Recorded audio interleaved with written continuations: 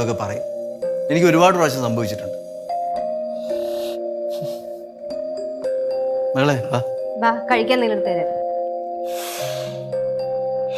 മാമാ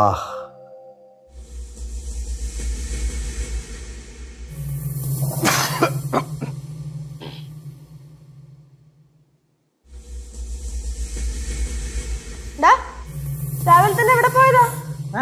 രാവിലെ തന്നെ എവിടെ പോയതാ? ഞാനൊരു കാര്യം പറയാം, നിങ്ങൾ ശാരോടും പറയരുത്. എന്താണ് പേടിച്ചിരിക്കുവാണല്ലോ?